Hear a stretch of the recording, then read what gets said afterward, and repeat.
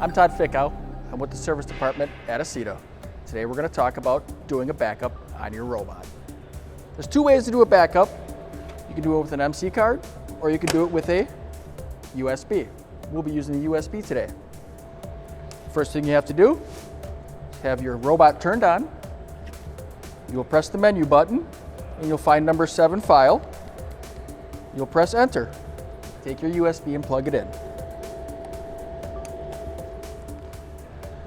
After that, you'll look at your device on top and you have to select the device you're going to use. You'll press F5 for utility and select device. And your choices for the USB are using UD1 or UT1, USB on the door or USB on the teach pendant.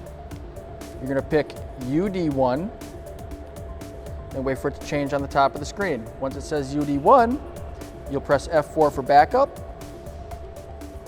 find number 8 or wherever it is on your list of all of the above. You will press enter. It'll ask you if you want to delete the UD1 and back up all files, and you will select F4 for yes. Your soft keys will disappear and it will start doing the backup.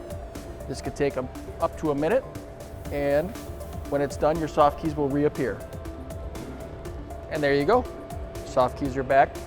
You are done.